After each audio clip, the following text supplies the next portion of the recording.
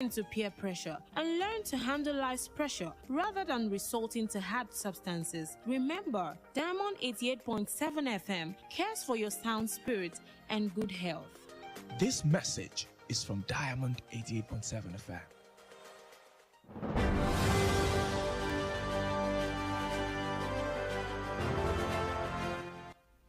Welcome back. Now the news in detail. The federal government said the amount spent on subsidizing premium motor spirit, popularly called petrol, between 2005 and 2021 was 13 trillion naira, adding that the country lost 16.3 trillion naira to oil theft from 2009 to 2020. It disclosed this in Abuja through the Nigeria Extractive Industries Transparency Initiative, NAITI, at a policy dialogue on oil swap, co-hosted by an indigenous civil society organization with support from opening extractives. In a presentation by NAITI Executive Secretary Oji Ogbunaya Oji, there was an urgent need to make decision on the agitation for the removal of fuel subsidies, adding that the full deregulation of the petroleum sector would permanently lay to rest the conversation around oil swaps. The United Nations Children's Fund, UNICEF, says over 6,800 children living in Northeast have been subjected to grave violations of their rights. In a press release today, UNICEF representative in Nigeria, Christian Munduate, lamented the brutal consequences of conflict on children 9 years after 276 schoolgirls were abducted in Chibok and 96 girls still in captivity. She noted the impact of the conflict on education is alarming, with repercussions likely to affect generations, stressing its devastating reality, adding that the recent abduction of 80 children in Zamfara State reinforces the urgent need for action to protect children in Nigeria. Still in the news, this day, April 14, makes it 9 years since the abduction of schoolgirls from a rural town called Chibok in Borno State, but now a global name. As the world marks the 9th anniversary of the Chibok girls' abduction, 96 of the 276 abducted girls remain unaccounted for up till today. The incident burst a global campaign, #BringBackOurGirls, that has done much to draw attention to that infamous act of the Boko Haram insurgents that created widespread panic, burnt down houses and destroyed other valuable assets, and then seized the girls from the dormitory of the Government Girls Secondary School, Chibok. The All Progressives Congress, APC, says President-elect Bola Tinubu is resting in Europe ahead of his inauguration on May 29. APC National Publicity Secretary Felix Morka, who stated this on a national television program yesterday, explained that Tinubu will swing to action immediately after he returns from Europe. Morka added that while Tinubu is resting, he is also taking time to reach out to heads of governments and other levels of leadership of other countries that are vital to the agenda that he's bringing in his new government. In Kogi State, the Kogi State All Progressives Congress APC members will today file out to elect the party's governorship flag bearer through a direct primary. Addressing the members of the party at a stakeholders meeting, the chairman, Congress Committee and Governor of Zamfara State, Alhaji Bello Matawale, said only up-to-date financial members whose names are on the register will be allowed to vote for the aspirant of their choice between Salami Ozigi Didat, Usman Ododo, Sanusi Ohiare, Smart Adeyemi, and Stephen Ocheni as the major contenders. It will be recalled that the Kogi State Deputy Governor, Chief Edward Onoja, former Accountant General Jibrin Momo, and former Commissioner for Finance, Ashiru Idris, have withdrawn from the race. And moving on from Kogi to Kwara State, the Kwara State Police Command has arrested one of the suspects that kidnapped the wife of the former governor of Bauchi and Osun State, Magistrate Jumoke Bamigboye, along Eyekori in Ilorin, Kwara State. Parading the suspect at the police headquarters in Ilorin yesterday, the State Commissioner of Police, Paul Odama, said the command arrested 20 other suspects and recovered charms as well as arms. He said Abubakar Shehu, also known as Dogo, who is the leader of the suspected kidnappers, was arrested by a combined team of vigilantes and police along Iroyin Ekunrere, following an intelligent information of activities of the suspect in the area. Odama, who noted that another set of 5 kidnappers were arrested by a team of policemen attached to Bani Division in conjunction with local vigilantes in the forest, added that during interrogation, the suspect confessed to be kidnappers, while 2 of their members, Bayo Dudu and Aliyu Abubakar, lived in Niger State. And that's it on the local scene. The news on the hour is reaching you from Diamond 88.7 FM, Ilorin. We take a short break. When we return, we bring you foreign business and sports news. Please stay with us.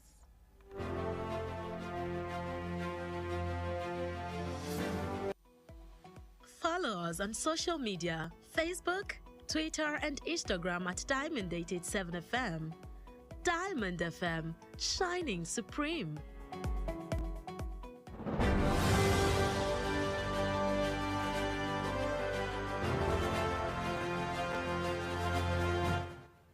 Welcome back from the break. If you're just tuned in and joining us, you're still listening to the news on the hour, reaching you from Diamond 88.7 FM, Ilorin. Now we continue with the rest of the stories. On the foreign scene, a Moroccan court has increased the jail sentences against 3 men convicted of indecent assault for the repeated rape of an 11-year-old girl in a case that sparked public outrage.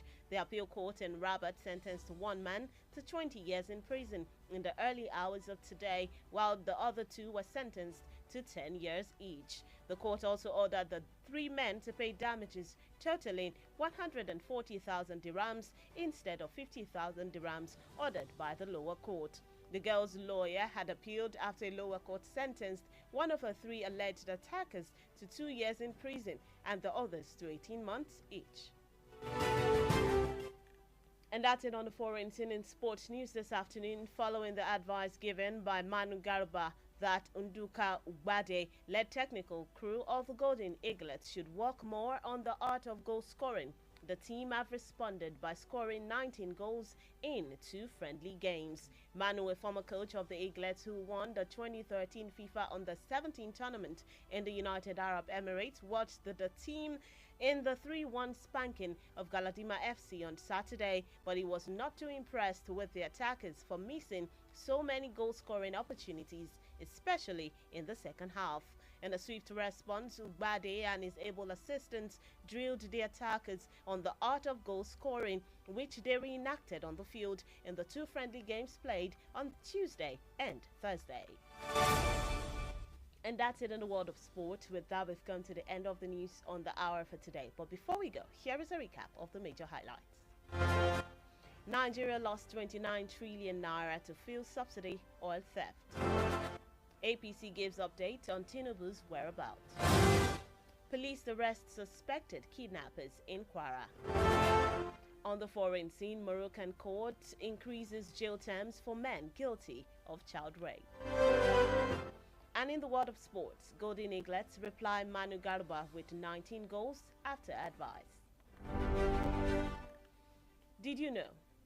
Today, April 14th, marks the 9 years anniversary of the Chibok girls' abduction.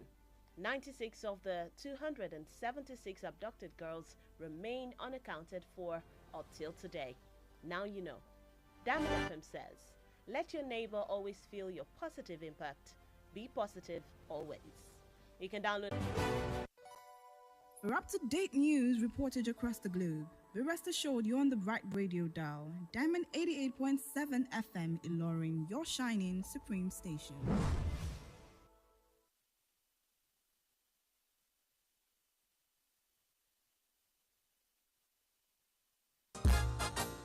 Orúkọ mi ni Yèyélúà Tóyìn Adégbọlá. Mo sì ti lé ní 50 ọdún láyé láàyè àtàyè ìdẹ̀ra. Ìgbòkègbodò mi pọ̀ gan-an nínú iṣẹ́ tí mo yàn láàyò gẹ́gẹ́ bí òṣèré orí ìtàgé. Kì í sì rẹ̀ mí, bẹ́ẹ̀ ni kì í sú mi. Àwọ̀ mi sì ń jí pépépé sí bí tọmọ tuntun lójoojúmọ́. Ẹ fẹ́ mọ̀dí abájọ. Monomin Plus atẹ́jẹ̀ṣe oògùn tó ń fi epo ẹja cod liver oil ṣẹjọ́ ẹ̀ food supplement ni. Èròjà ẹ peléke, ó ń tara ṣe, ó ń mára dán, ó ń jẹ́ kọ́mọdé dàgbà dáadáa, ó sì ń jẹ́ kí àgbàlagbà máa ta kébékébé. Monomin Plus.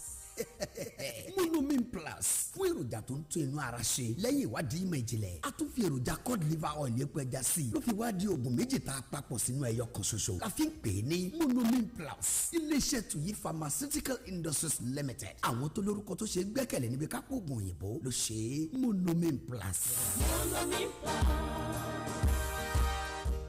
lọ́dún tá a wà yìí o a máa ṣoríire ilé-iṣẹ́ wa lálùbáríkà tí pọ́ǹpì onílẹ̀ ìfọkànbalẹ̀ làwọn èèyàn ti ń ralẹ̀ torí pé ọ̀rẹ́ ará ìlú ni wá o.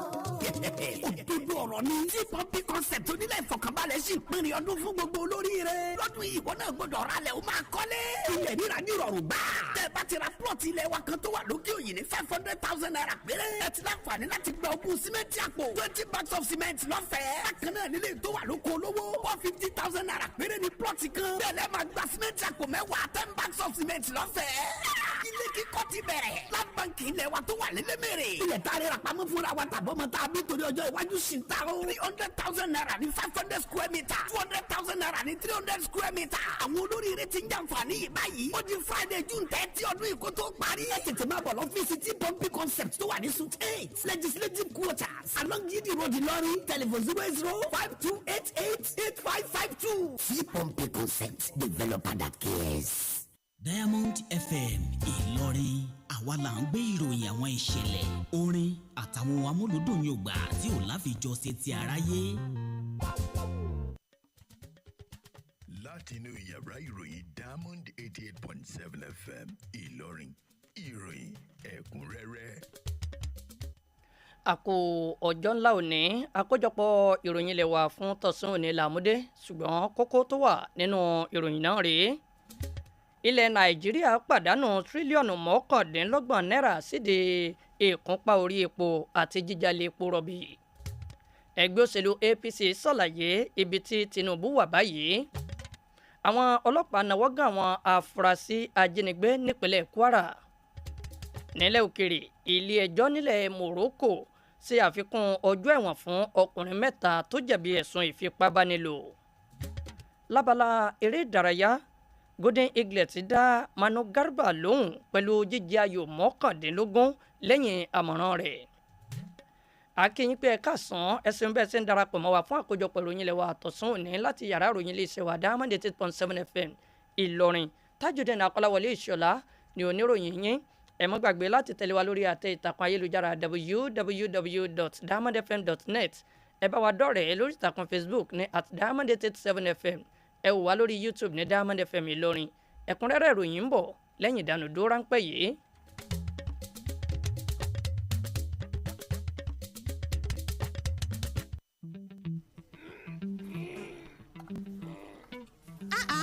ìwọ wọn ló bẹ̀rẹ̀ síbẹ̀ o. ẹ má mà bínú kí ni òun ti bà mí ńlẹ̀ ni. ìgbà tó wá bọ̀ ńlẹ̀ ńkọ́ ṣébi tó yẹ kó ṣe gá sínú o ò tiẹ̀ mọ̀ pé bí esin bá fi lè gbé kinní ọ̀hún tó sì bà lé oúnjẹ lòmíì ó lè fo ní irú àìsàn ni èyí tó ṣe ń ò dá o ó yá àfira kó bó ti ń ṣe é kúrò ń bẹ̀ ń. ẹ má bínú o mọ̀mọ́. ẹ rí nǹkan awíwíwí afọ̀fọ̀fọ̀ pé ìmọ́tótó ló lè ṣẹ́gun àrùn gbogbo ẹ jẹ́ ká yàgò fún ìwà ọ̀bùn tó bá lè dárùn ohun àìsàn sílẹ̀ láyìíká àti àgbègbè wa bẹ́ẹ̀ bá wa kẹ́fẹ́ ẹnikẹ́ni tàbí ẹnìkan pé ó ń dalẹ̀ tàbí ṣe gáàsà yìíká yín ẹ tètè kìlọ̀ fún kọ́mọ̀bà fi tiẹ̀ kó bá ti yín torí bí ara lẹni bá ń jẹ kòkòrò tá ò bá wí fún urẹ́rẹ́ rẹ̀ kò ní jẹ́ ká sùn ẹ jẹ́ ká yìíká àti àgbègbè wa máa wà ní ìmọ́tótó nígbà gbogbo. ọ̀rọ̀ ìmọ̀ràn yín wá láti iléeṣẹ́ Diamond 88.7 FM.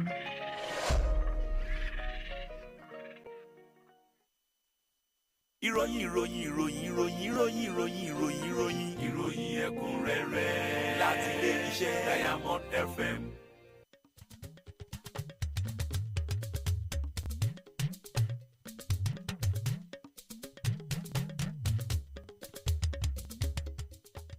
ẹ káàbọ̀ padà àkójọpọ̀ ìròyìn ilé wa fún tọ̀sán òní ọ̀hún rèé lẹ́kùnrẹ́rẹ́. ìjọba àpapọ̀ orílẹ̀-èdè yìí ti sọ di mímọ̀ pé owó tó ti jẹ́ níná lórí ìkúnpá orí epo bẹntiró láàrin ọdún 2005 sí ọdún 2021 ní sí tírílíọ̀nù 13 náírà pẹ̀lú àfikún pé orílẹ̀-èdè yìí ti pàdánù tírílíọ̀nù 16 lé díẹ̀ náírà sọ́wọ́ olè epo jíjà láàrin ọdún 2009 sọdún 2020. ìjọba sọ èyí di mímọ̀ nílùú Àbújá níbi àpérò ìlànà òfin kan lórí pàṣípàrọ̀ epo rọ̀bì èyí tí àjọ àwùjọ lábẹ́lé kan ṣe agbátẹrù rẹ̀ pẹ̀lú àtìlẹ́yìn àwọn àjọ míì tọ́rọ̀ kàn. Nínú ìtẹ́pẹpẹ àlàyé láti ọ̀dọ̀ akọ̀wé ìgbìmọ̀ aláṣẹ àjọ tó ń pè fún ìhànúhànde nídìí ọ̀rọ̀ àwọn iléeṣẹ́ nílẹ̀ Nàìjíríà NAITI, Orji Ògbónàyà Orji sọ pé ó yẹ lọ́gán láti pinnu lórí ìpè fún yíyọ ìkúnpá orí epo. Ó ṣe àfikún rẹ̀ pé yíyọ ìkúnpá orí epo pátá lẹ́ka epo bẹntiró yóò jẹ́ kí ọ̀rọ̀ nípa pàṣípàrọ̀ epo rọ̀bì ó jẹ́ rodò rí mumi pátápátá nílẹ̀ Nàìjíríà. Àjọ UNICEF ti ní ó lé ní 6,800 níye ọmọdé tí wọ́n ń gbé lápá ìlà oòrùn àríwá orílẹ̀-èdè Nàìjíríà tí wọ́n ti gbéjù sábẹ́ títẹ̀ àwọn ẹ̀tọ́ wọn lójúmọ́lẹ̀ o. Nínú àtẹ̀jáde oníròyìn kan lónìí, aṣojú àjọ UNICEF nílẹ̀ wa Nàìjíríà Christian Mundet gbarata lórí ipa aburú ogun lórí àwọn ọmọdé lẹ́yìn ọdún 9 tí 416 akẹ́kọ̀ọ́bìnrin di ẹni wọ́n jí gbé sálọ nílùú Chibok tí 16 sì ń bẹ nígbèkùn àwọn aráabí. Obìnrin ọ̀hún tọ́ka sí pé ipa ìṣẹ̀lẹ̀ náà lórí ètò ẹ̀kọ́ burú púpọ̀ pẹ̀lú bí ipa ọ̀hún ṣe kó ṣe àkóbá fún ìran tó pọ̀ tí ń bọ̀ lọ́jọ́ iwájú. Ó fòtílé aburú bẹ̀ tó fojú hàn pẹ̀lú àfikún pé jíjí 100 níye ọmọdé gbé sálọ lẹ́nu lọ́lọ́ yìí nípínlẹ̀ Zamfara ti mú kí ìgbésẹ̀ lọ́gán ó yẹ láti dáàbòbò àwọn ọmọdé lórílẹ̀‐èdè yìí. Lọ́jọ́ òní ọjọ́ 14 oṣù kẹrin ló pé ọdún 9 gbáko tí wọ́n jí àwọn akẹ́kọ̀ọ́bìnrin gbé nílùú kékeré kan tí wọ́n ń pè ní Chibok nípínlẹ̀ Borno, ṣùgbọ́n tó ti di ìlú mọ̀ọ́ká lágbàáyé báyìí. Gẹ́gẹ́ bí àgbáyé ṣe sàmì ọdún 9 jíjí àwọn ọmọbìnrin Chibok gbé sálọ 16 nínú 416 ọmọbìnrin ọ̀hún lẹ́nìkan ò lè sọ ibi tí wọ́n wà títí di òní yìí. Ìṣẹ̀lẹ̀ náà ló bí ìpolongo àgbáyé ní Bring Back Our Girls sílẹ̀, èyí tó ti fa àkíyèsí àwọn èèyàn sídìí ìwà àwọn ẹ̀kọ́ ìsìn òkọ̀kù Boko Haram, èyí tó ti di ìpayà káàkiri dáná sun ọ̀gọ̀rọ̀ ibùgbé àti ìbànú àwọn dúkìá olówó iyebíye sílẹ̀ tí wọ́n tún lọ jí àwọn ọmọ obìnrin náà kó lákàtà ilé ẹ̀kọ́ Government Girls Secondary School Chibok nípínlẹ̀ Borno. Ẹgbẹ́ òṣèlú All Progressives Congress APC ti ní ààrẹ tìlú dìbò yàn Bọ́lá Tinubu ń sinmi lọ́wọ́ ní apá ilẹ̀ Yúróòpù síwájú àkókò ìbúra fún rẹ̀ lọ́jọ́ 29 oṣù karùn-ún ọdún yìí. Akọ̀wé ìpolongo àpapọ̀ lẹ́gbẹ́ òṣèlú APC Felix Morka, ẹni tó fèyí léde lórí ètò orí tẹlifíṣàn àpapọ̀ ilẹ̀ yìí kan lánàá ṣàlàyé pé Tinubu yóò bẹ̀rẹ̀ iṣẹ́ lẹ́yìn òṣòkà lẹ́yìn tó bá darí dé láti ilẹ̀ Europe. Morka fi kún pé nígbà tí Tinubu sì ń sinmi lọ́wọ́, ó tún ń lo àkókò náà láti kàn sí àwọn adarí ìjọba àtàwọn adarí nípele míì láwọn orílẹ̀-èdè míì káàkiri tí wọ́n ṣe kókó sí àwọn èròǹgbà tí mú wọlé bọ̀ wá nínú ìṣèjọba tuntun rẹ̀. Ẹgbẹ́ òṣèlú APC nípínlẹ̀ Kogi làwọn ọmọ ẹgbẹ́ rẹ̀ yóò tò lónìí láti dìbò yan ọmọ òye tí ó díje fún ipò gómìnà lábẹ́ ẹgbẹ́ òṣèlú náà nínú ìdìbò abẹ́nú onítàràtà kan. Nígbà tó ń bá àwọn ọmọ ẹgbẹ́ sọ̀rọ̀ níbi ìpàdé alẹ́nulọ́rọ̀ kan, alága ìgbìmọ̀ elétò ìdìbò abẹ́nú ẹgbẹ́ òṣèlú ọ̀hún tó tún jẹ́ gómìnà nípínlẹ̀ Zamfara Alhaji Bello Matawale sọ pé àwọn ojúlówó ọmọ ẹgbẹ́ nìkan tí wọ́n ló kọ lójú ìwé ẹgbẹ́ ni yóò láǹfààní àti dìbò fún olùwápò tí wọ́n bá fẹ́ láàrin Salami Osigi Dedat, Usman Ododo, Sanusi Oyere, Smart Adeyemi àti Stephen Ochei gẹ́gẹ́ bí olùdíje gbòógì. Yóò wá sírántí pé igbákejì gómìnà ìpínlẹ̀ Kogi olóyè Edward Onoja, olùsirò owó àgbà nígbà kan Jubril Momo àti kọmíṣánná tẹ́lẹ̀ fún ètò ìṣúná Asiru Idris ti jáwọ́ nínú àti díje dupò ọ̀hún. Iléeṣẹ́ ọlọ́pàá nípínlẹ̀ Kwara ti náwó gan ọ̀kan lára àwọn afurasí tó jí aya gómìnà ìpínlẹ̀ Bauchi àti ìpínlẹ̀ Ọ̀ṣun nígbà kan rí, onídàájọ́ Jùmọ̀kẹ́ Báńgbóyè gbé sálọ lópòpónà Ẹ̀yẹ́nkọrin nílùú Ìlọrin. Nígbà tí wọ́n fojú àwọn afurasí ọ̀hún hàn dé lólú iléeṣẹ́ ọlọ́pàá ìpínlẹ̀ yìí nílùú Ìlọrin lánàá, kọmíṣánná ọlọ́pàá nípínlẹ̀ Kwara arákùnrin Paul Odama ṣàlàyé pé iléeṣẹ́ ọlọ́pàá ìpínlẹ̀ yìí ti náwó gan 20 níye afurasí mìíràn, bẹ́ẹ̀ ni wọ́n rí àwọn oògùn abẹnugọ̀ngọ̀ gbà lọ́wọ́ wọn pẹ̀lú. Ọkùnrin wọn sọ pé Abubakar Sehu tí wọ́n mọ̀ sí Dogo, ẹni tó jẹ́ adarí àwọn afurasí ajínigbé náà lọ́wọ́ àwọn ikọ̀ oníṣẹ́ àjùmọ̀ṣe fìgìláńtẹ́ àtàwọn ọlọ́pàá bà lọ́nà Ẹ̀yẹ́nkọrin látàrí àlàyé ìfúnmífilẹ̀ nípa iṣẹ́ ọwọ́ àwọn afurasí ọ̀hún lágbègbè náà. Ọ̀dàmà tó tọ́ka sí pé ikọ̀ ajínigbé ẹlẹ́ni márùn-ún míì lọ́wọ́ àwọn ọlọ́pàá àtàwọn fìgìláńtẹ́ ní agbègbè Báníbà nínú igbó jẹgọjẹgọ kan tó sì ṣe àfikún rẹ̀ pé àwọn afurasí ọ̀hún jẹ́wọ́ pé ajínigbé làwọn nígbàtí ọmọ ikọ̀ wọn méjì Báyọ̀ Dúdú àti Aliyu Abubakar ń gbé ní ìpínlẹ̀ Niger. Bẹ́ẹ̀ bá ṣẹ̀ṣẹ̀ ń darapọ̀ mọ́ wa àkójọpọ̀ ìròyìn ilẹ̀ wa fún tọ̀sán òní ló ń dé sétígbọ̀ yín láti lè ṣe Diamond 88.7 FM Ìlọrin. Ìròyìn tẹ̀síwájú nílẹ̀ òkèrè tá a bá padà dé àti lábala eré ìdárayá ẹ má gbé kúò níkànnì Diamond 88.7 FM.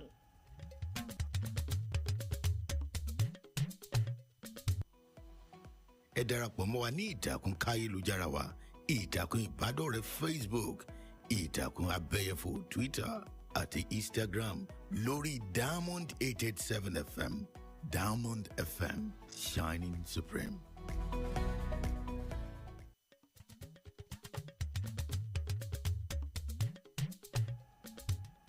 Ẹ káàbọ̀ padà bẹ́ẹ̀ bá ṣẹ̀ṣẹ̀ ń darapọ̀ mọ́ wa àkójọpọ̀ ìròyìn ilé wa fún tòní ló ń dé sétígbọ̀ yín láti lè ṣe Diamond 88.7 FM Ìlọrin. Ìròyìn tẹ̀síwájú nílẹ̀ òkèrè. Ilé ẹjọ́ kan nílẹ̀ Morocco ti fi kún ọjọ́ ẹ̀wọ̀n àwọn ọkùnrin mẹ́ta kan tí wọ́n jẹ̀bi ẹ̀sùn ìkọlù fipá bá ọmọ ọdún mọ́kànlábìnrin kan lò pọ̀ léraléra léyìí tó ti dá ariwo sílẹ̀ nílùú. Ilé ẹjọ́ kòtẹ́milọ́rùn nílùú Rabat ti rán ọkùnrin kan sẹ́wọ̀n 20 ọdún láàárọ̀ òní nígbà táwọn méjì yòókù rí ẹ̀wọ̀n ọdún mẹ́wàá he. Ilé ẹjọ́ tún pàṣẹ káwọn ọkùnrin mẹ́ta ọ̀hún san owó ìtanràn 140 dirham yàtọ̀ sí 50 dirham tí ilé ẹjọ́ kékeré ti pàṣẹ ṣáájú. Agbẹjọ́rò fóbìnrin náà ti pẹjọ́ kòtẹ́milọ́rùn lẹ́yìn tí ilé ẹjọ́ kékeré kan ti rán ọ̀kan nínú akọlùní ẹ̀dá mẹ́ta náà lọ sẹ́wọ̀n ọdún 2 táwọn méjì yòókù sì gba ẹ̀wọ̀n oṣù 18 lọ́kọ̀ọ̀kan. Lábala eré ìdárayá látàrí àmọ̀ràn tí Manu Garba gbà wípé ikọ̀ adarí tí Nduka Ugbade ń léwájú rẹ̀ nínú ikọ̀ Golden Eagles tilẹ̀ wa Nàìjíríà yẹ láti ṣiṣẹ́ sí lórí ẹ̀kọ́ jíjẹ góòlù. Ikọ̀ ọ̀hún ti gbọ́ sí àmọ̀ràn náà látara jíjẹ ayò 19 nínú ìfẹsẹ̀wọnsẹ̀ ọlọ́rẹ̀ẹ́sọ̀rẹ́ méjì. Manu tó ti fìgbà kan jẹ́ akọ́nimọ̀ọ́gbá fún ikọ̀ Eagles tó jáwé olúborí ìdíje fẹ̀yẹ àjọ FIFA lọ́dún 2013 nílẹ̀ United Arab Emirates lóyìn owó ìfẹsẹ̀wọnsẹ̀ ikọ̀ lábẹ́ ọdún 17 náà níbi ayò 3-1 tí wọ́n fi díyà jẹ ikọ̀ Galadima FC lọ́jọ́ Sátidé, ṣùgbọ́n orí rẹ̀ kò wú dáadáa pẹ̀lú báwọn atamọ́tàsé ṣe sọ ọ̀pọ̀lọpọ̀ àǹfààní àti jẹ nù pàápàá jùlọ ní abala kejì ìfẹsẹ̀wọnsẹ̀ náà. Nínú ìfèsì rẹ̀ Ugbade àtàwọn amúgbálẹ́gbẹ̀ẹ́ rẹ̀ ní àwọn pàwọn atamọ́tàsí náà lọ́nà àgbàjẹ ayò léyìí tí wọ́n fi hàn lórí pápá nínú àwọn ìfẹsẹ̀wọnsẹ̀ ọlọ́rẹ̀ẹ́sọ̀rẹ́ méjì tí wọ́n gbá lọ́jọ́ Ìṣẹ́gun àti Àlàmísì tó kọjá yìí. Kí n tó parí àkójọpọ̀ ìròyìn ilẹ̀ wa fún tọ̀sán òní kókó tó wà nínú rẹ̀ rí lẹ́ẹ̀kan sí i. Ilẹ̀ wa Nàìjíríà ti pàdánù tírílíọ̀nù 29 náírà sídìí ìkúnpá orí epo àti jíjalè epo rọ̀bì. Àmúwá fún ìpè ẹgbẹ́ òṣèlú APC ṣàlàyé lórí ibi tí Tinubu wà báyìí. Àwọn ọlọ́pàá ti náwó gan àwọn afurasí ajínigbé nípínlẹ̀ Kwara. Nílẹ̀ òkèrè láti mú wá fún ìpè ilé ẹjọ́ nílẹ̀ Morocco ti ṣàfikún ọjọ́ ẹ̀wọ̀n fún ọkùnrin 3 tó jẹ̀bi ẹ̀sùn ìfipábánilòpọ̀. Lábala eré ìdárayá mú wá fún pé ikọ̀ Golden Eagles ti dá Manu Garba lóhùn lẹ́yìn jíjẹ ayò 19 lẹ́yìn àmọ̀ràn rẹ̀. Ǹjẹ́ mọ̀ pé òní ọjọ́ 14 oṣù kẹrin ló pé ọdún 9 tí wọ́n ti jí àwọn ọmọbìnrin ìlú Chibok gbé sálọ 16 nínú 426 akẹ́kọ̀ọ́bìnrin tí wọ́n jí gbé ọ̀hún ni wọn kò lè sọ ibi tán wà báyìí o. Diamond FM sọ lónìí pé jẹ́ kí àwọn alábàágbé rẹ̀ mọ ipa rere rẹ̀ ní èrò rere nígbà gbogbo. Fún ìròyìn nípa tó ń ṣẹlẹ̀ láyìíká yín tẹ́ fẹ́ fi tó yàrá ìròyìn ilé iṣẹ́ wa Diamond FM létí ẹ̀ka sí wa lórí ẹ̀rọ ìbánisọ̀rọ̀ 091-606-27526. Mukhtar Ajẹ́lọ́gbọ́n lólóòtú àkójọpọ̀ ìròyìn ilẹ̀ wa fún tọ̀sán òní. Tajudeen Akolawole Ishola ló tún sédè àbínibí tó mú wá sí etí gbọ̀nyín. Ẹ ṣeun púpọ̀ bẹ̀sẹ̀ ń tàtí sí ìkànnì yín tó tàwọn yọ̀.